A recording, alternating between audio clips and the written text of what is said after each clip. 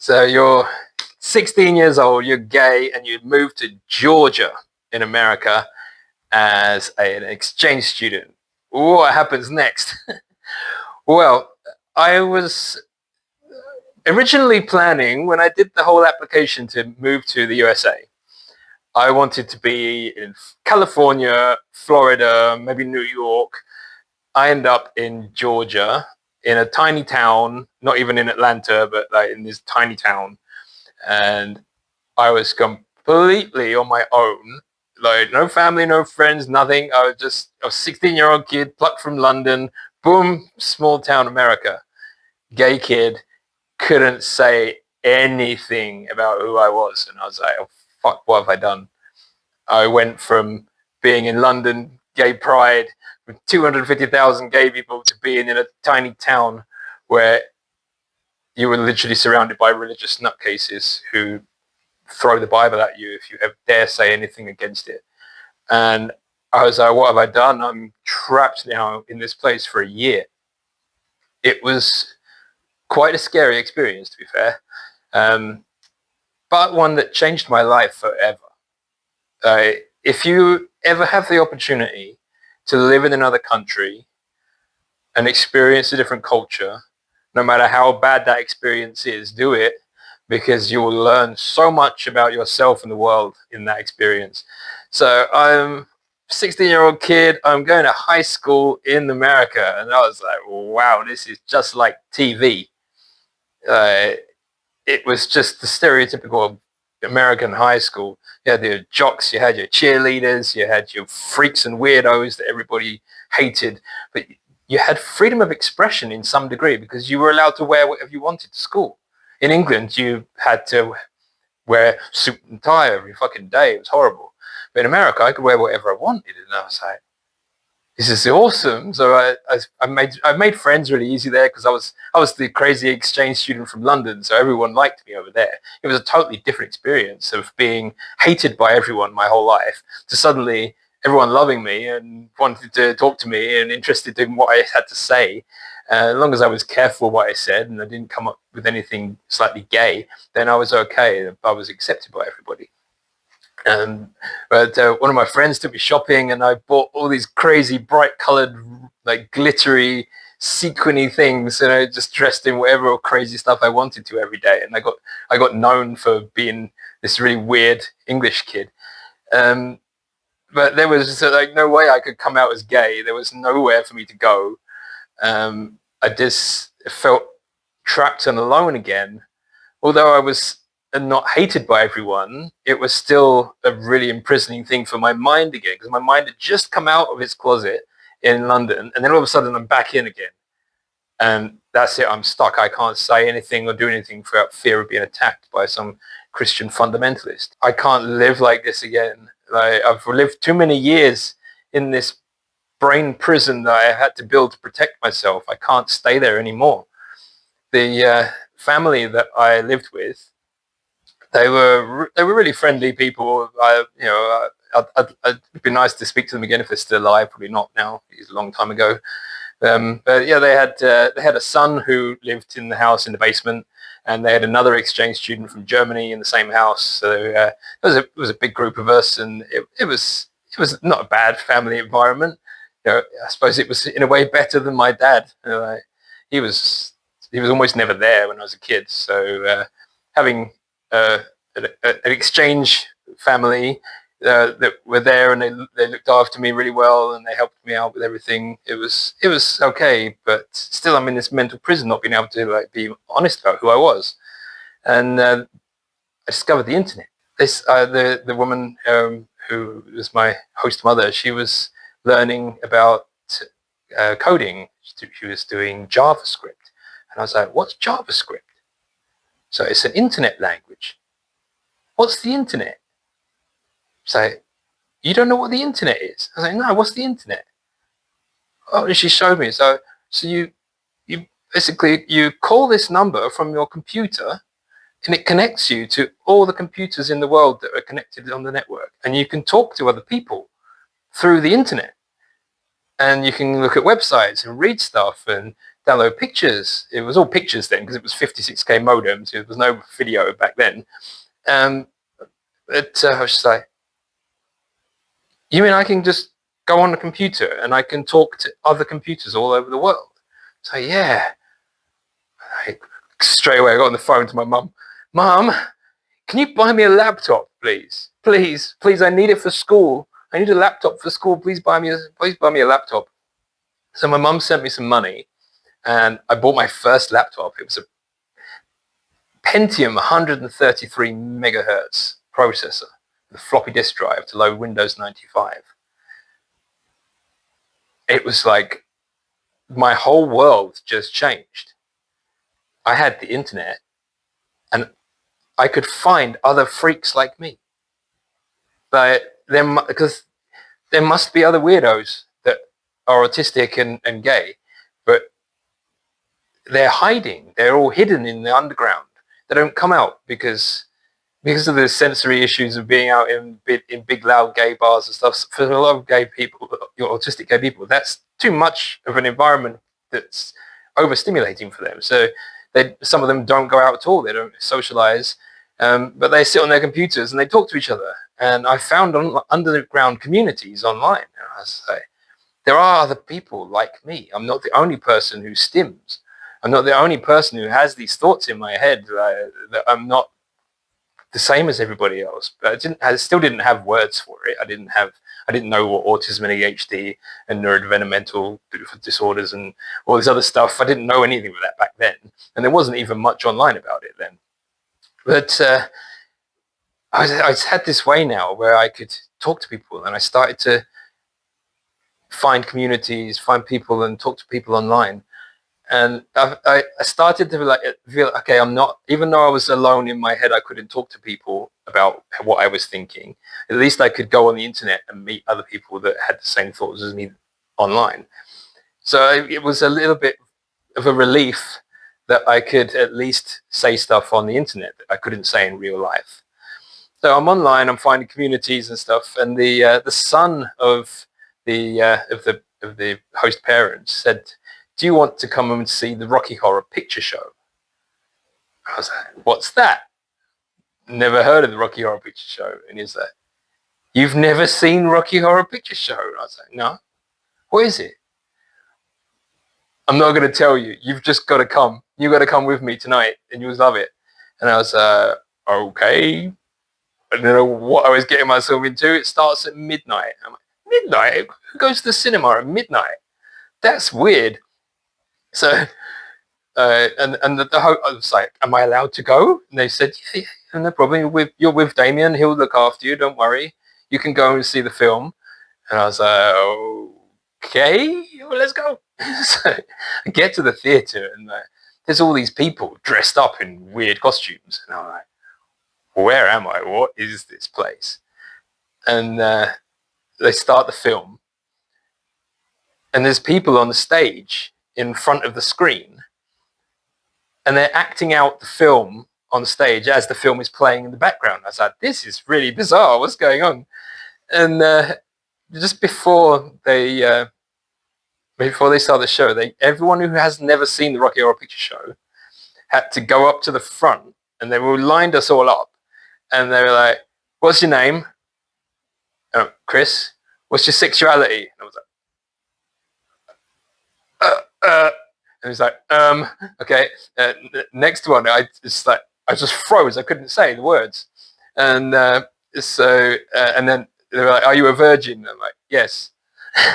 And so we sit down and watching the film. And if you've seen Rocky Horror Picture Show, you know it's about a crazy transvestite alien who builds himself a sex toy, Rocky, who is very cute in his little gold panties with his absolutely ripped body. And I'm like, okay, 100% gay. 100% gay. I want Rocky. I want Rocky now. And I was sitting there watching the film, and then it gets to the end, and Frankenfurter is singing Don't Dream It, Be It. And I was like, I need to just be it. I need to be myself. Stop hiding who I am and just be the person that I came to Earth to be. So I decided at that moment to stop dreaming of my life and start building my life the way I wanted it, the way I saw it. Instead of trying to hide who I am to fit in with society, I built my own world. That's why I built Wonderland. But again, I was still like, in this particular crowd, in this environment, I didn't tell them I was gay, but I could have done, and they wouldn't have cared. There were some people were bisexual, some were try anything sexual, some were I don't know if I'm allowed to even say on YouTube what they were into, but yeah, there were some interesting alternative sexualities in that group. So I didn't feel like I was quite such a freak now. I was with other freaks. So it was good.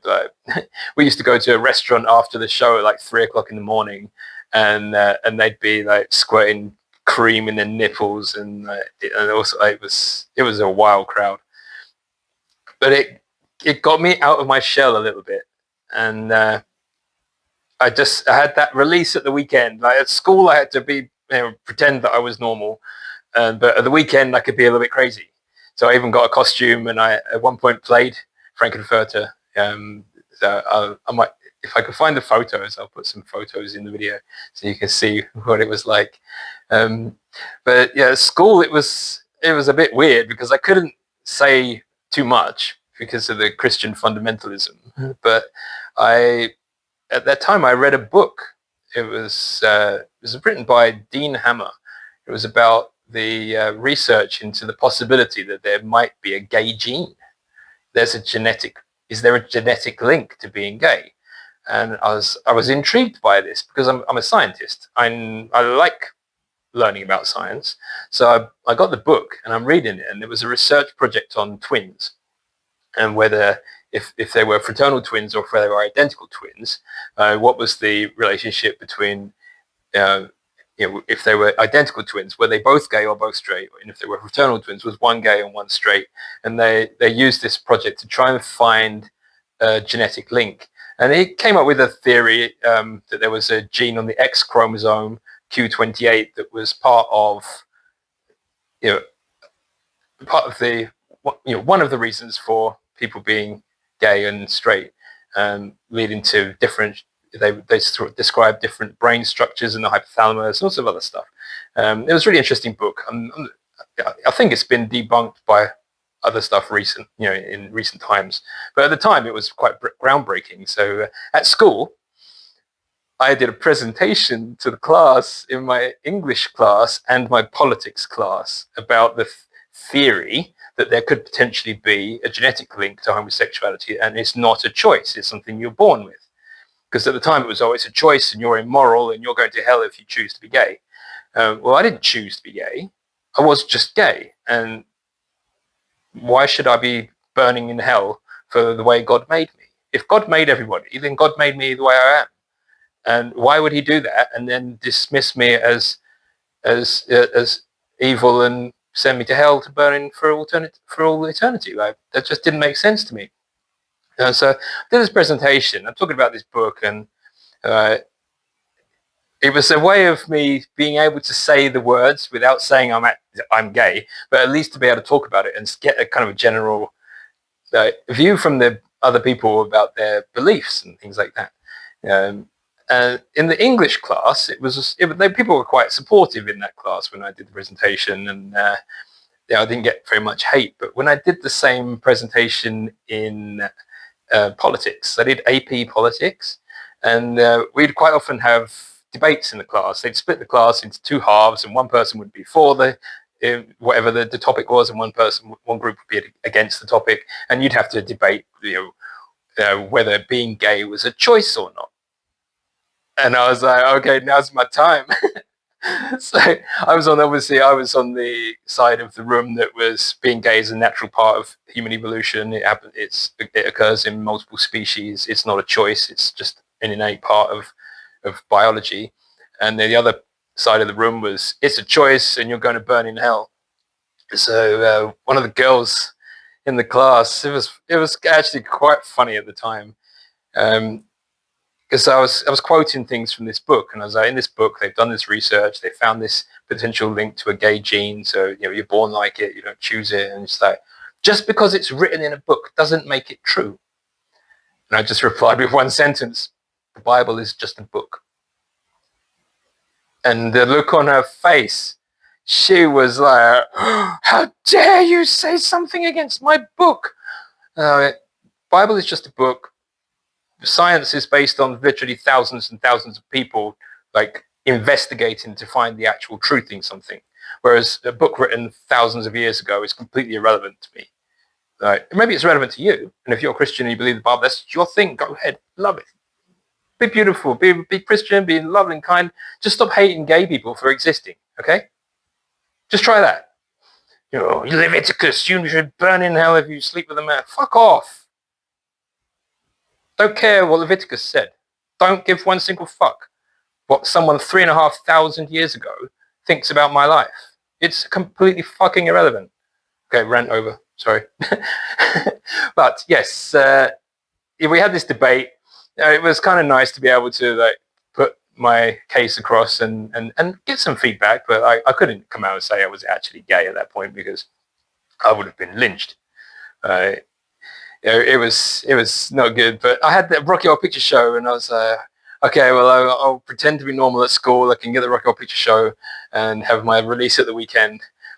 And eventually the year comes to an end, and I graduate from high school. So I've got a kind of high school diploma. It's not a real high school diploma, but they gave me a certificate of attendance, basically, which didn't mean anything qualifications-wise, but it was still nice to have some evidence that I went there. We've got my yearbook still. So I go back home, and back in London, fucking nasty, horrible London, full of homophobic scum.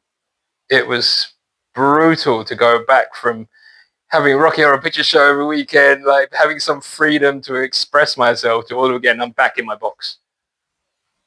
I've got no gay friends. I can't talk to my family. I did tell my sister at that point that I was gay. I told her while I lived in America. I phoned her up one day and I said, by the way, sister, I'm gay. She's like, I know you're gay, bro. I've known for a while. So she was waiting for me to say it. But so I finally said it to my sister. So at least there was one person in my family that I could talk to a little bit.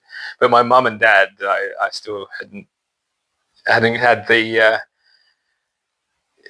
guts to say it to them, to their face. I had suspicions that my mum already knew, because I used to keep magazines under my bed, and one day I noticed that my mum had made my bed, and I was like, she blatantly saw something. She hasn't said anything. I'm not going to say anything. I'm too scared to say anything. I just couldn't. The words couldn't come out of my mouth to my parents. Just couldn't do it. It was that ultimate fear that if you say that thing, if you say that one little thing, that's it, your life's over. From fear of rejection from someone that wanted me to actual fear of violence. I had fear that if I said these words, I would actually be killed. There were cases all the time of people being beaten up and killed for being gay. Matthew Shepard, fucking hell, I don't even go there, but it's dangerous to say these words. But finally, I said the words to my mum. So if you like this story and you want to hear the next part of what it's like being gay and autistic in a world that thinks you're crazy, come and subscribe and like and comment, and see you in the next video where I'll go deeper into my coming out story and how I finally told my mum and how my dad accidentally found out. See you in the next one.